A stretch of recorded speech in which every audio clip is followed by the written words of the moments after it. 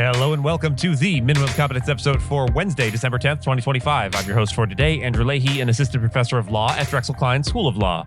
On today's episode, we have ESA rollbacks, a death roll intellectual disability case, Jack Smith's new firm, and fresh DOJ charges in Russia-linked cyber attacks.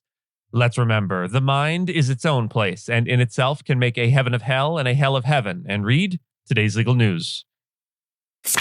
On this day in legal history, December 10th, 1968, the U.S. Supreme Court heard oral arguments in Gregory v. City of Chicago, a case involving the arrest of civil rights demonstrators under a local disorderly conduct ordinance. The demonstrators, led by comedian and activist Dick Gregory, had peacefully marched from Chicago's City Hall to the home of Mayor Richard J. Daley to protest school segregation. Though the march itself remained nonviolent, an unruly crowd of onlookers gathered, prompting police to demand the demonstrators disperse. When they refused, Gregory and others were arrested and later convicted of disorderly conduct.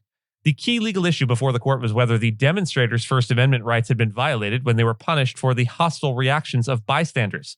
In a per curiam opinion issued the following year, the court reversed the convictions, holding that the peaceful demonstrators could not be held criminally liable for the disruptive behavior of others. Justice Black, concurring, emphasized that the First Amendment protects peaceful expression even in the face of public opposition or discomfort. The case is a critical reaffirmation of the heckler's veto doctrine, the principle that the government cannot suppress speech simply because it provokes a hostile reaction.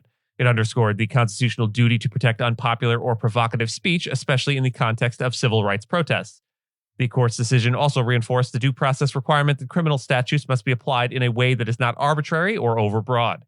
Gregory v. City of Chicago remains a foundational case in First Amendment jurisprudence and protest law, balancing public order concerns against the fundamental rights of assembly and expression.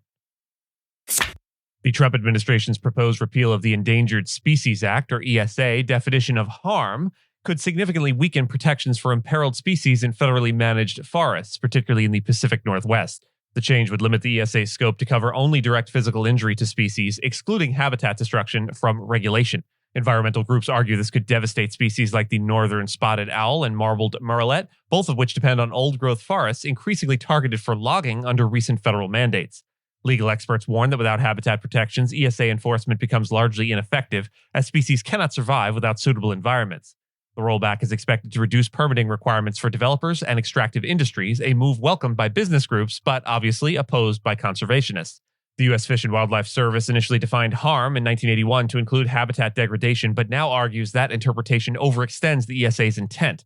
Logging has already surged in owl and murrelet habitats, especially in Oregon, with timber sales up 20% in 2025.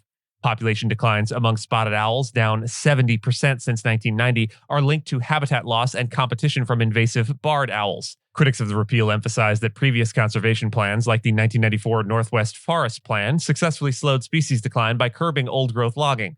Industry groups argue the ESA has been weaponized to block necessary forest management and wildfire prevention. Meanwhile, lawsuits are brewing on both sides. Environmentalists are expected to challenge the rollback, while timber interests seek to overturn broader habitat protections.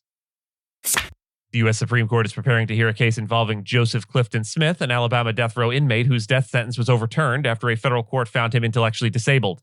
The dispute centers on how courts interpret multiple IQ scores and other evidence when determining whether someone meets the legal criteria for intellectual disability. The analysis is critical because, in 2002's Atkins v. Virginia, the Supreme Court held that executing individuals with intellectual disabilities violates the Eighth Amendment's ban on cruel and unusual punishment. Smith, now 55, was sentenced to death for the 1997 killing of Dirk Van Dam during a robbery. His IQ scores have ranged from 72 to 78, but the lower court applied the standard margin of error, concluding his true score could fall below 70.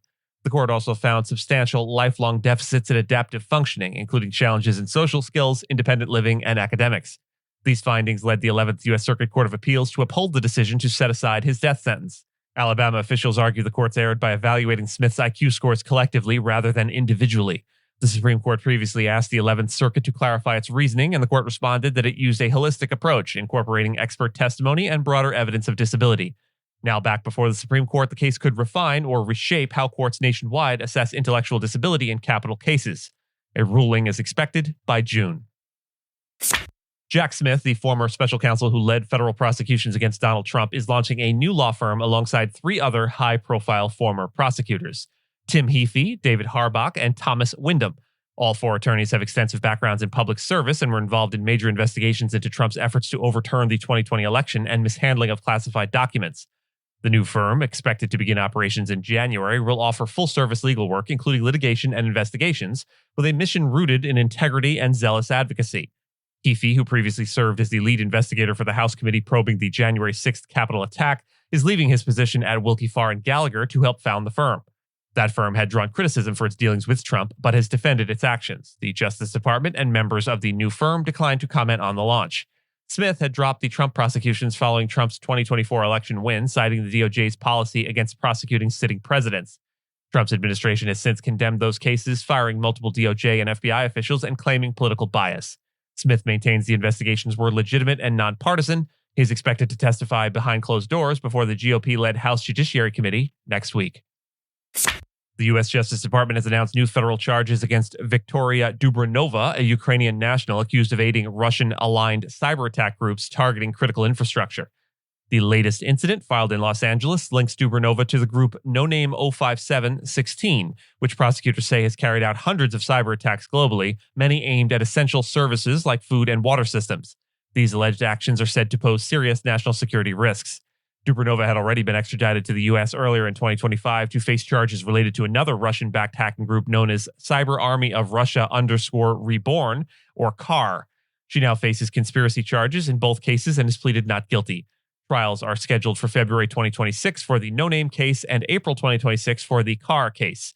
Prosecutors allege both groups received financial backing from the Russian government, though the Russian embassy has not commented on the case.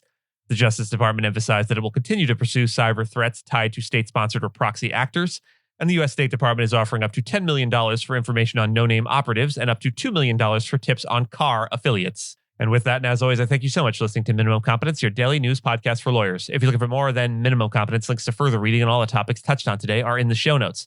And reviews go a long way towards helping new listeners to find our show. If you have a moment and leave a rating or review on your podcast player, we'd sure appreciate it. If you know someone that might be interested in a story we cover, consider sending them the episode. But remember, nothing here should be construed as legal advice because it is certainly never that.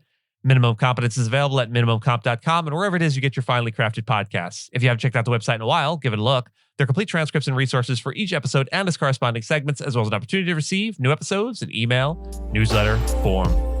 We'll see you back here tomorrow, and until then, remember, they also serve who only stand and wait.